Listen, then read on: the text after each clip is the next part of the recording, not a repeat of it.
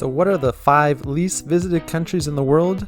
Do you think you know a couple of them? Based on the 2020 report for the World Tourism Organization, here are the 5 least visited countries in the world, all of which I've had the opportunity to visit in the last few years. Number 5, South Sudan. This is the newest country in the world, which split from Sudan in 2011. When I went to South Sudan a couple of years ago, there were only a couple of hotels in Juba, the country's capital, that could help me with my visa paperwork. Hi, my name is Fesas. I come from Kenya. I'm working here at Keshia Village, South Sudan. And doing a wonderful job, making us feel very welcomed here. And I needed to be accompanied nearly at all times for safety reasons when leaving the hotel. Although the country is still plagued by conflict and tension, I felt a warmness in the local people I met and became friends with the local security guard at our hotel, who told me that South Sudanese people are praying and hoping for a better future. Number 4, Kiribati.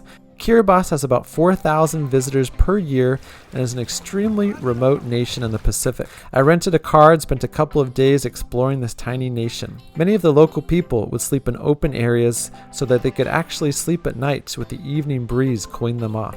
In the afternoon, it seemed like the entire population became fishermen, as fish is a major source of their diet and they wade out into the waters to fish in the afternoon sun. With rising sea levels, I was able to walk across the width of the island on several occasions in less than 10 or 20 seconds at certain spots. Number 3, Tuvalu. Reported to have about 2,000 visitors a year, this tiny Pacific island nation is really out there. There are tiny propeller planes that land twice a week from Fiji. I'm at the start of Tuvalu's famous airstrip here, where all the sports happen in the late afternoon. Go about 100 or 200 yards down, you've got football, then you've got rugby, you've got volleyball. Outside of these 2 flights a week, the landing strip serves as the nation's athletic fields. This flat, cleared area features soccer, rugby, and volleyball matches every afternoon once the brutally hot sun starts going down. When I was there, my friend Evan and I were even able to get some scuba tanks to be able to see some of the underwater life. Given that it took 30 minutes to ride a moped from one end of the island nation to the other, it was nice to get off the mainland. Number 2, Somalia.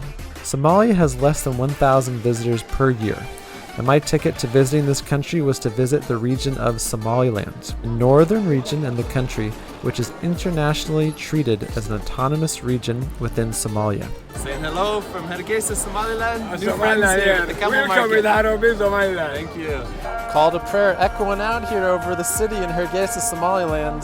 Must be sunset, everyone's heading to the mosque. The clear highlight for me was making it onto the only English TV program in the nation.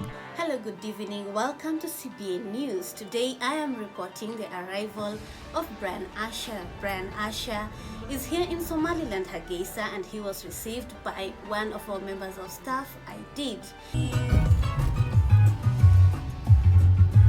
Just praying.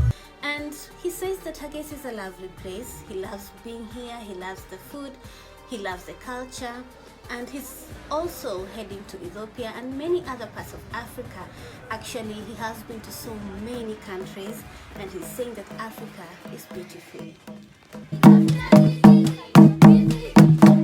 I love the chance to be able to share why people should not be afraid to come to African nations and how much human kindness I have experienced all over the world.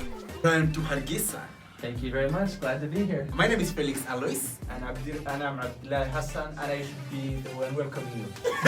Because he's a real Somalilander and I'm just a foreigner working in his country. Hargeisa has some interesting street vendors and has Las Gel with some preserved rock paintings which are just outside of town. We did need an armed guard to go with us outside of Hargeisa, and the rules are the rules. Number 1, Nauru. Nauru is the least visited country in the world. When I went a couple of years ago in August, Nauru was averaging about 1 visitor per day to the country. The road that goes around the perimeter of the island nation is about 21 kilometers or 13 miles. When in doubt, get a moped.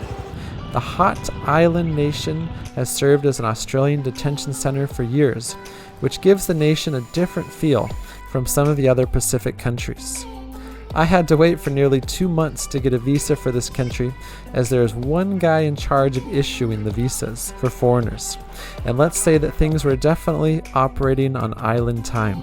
So there they are, the 5 least visited countries in the world. I'm grateful to have had the chance to visit all of these nations and see firsthand what life was like in each one of these countries. Have you heard of all 5? Have you been to any? Leave any comments down below, and thanks for your support as I visit every country in the world.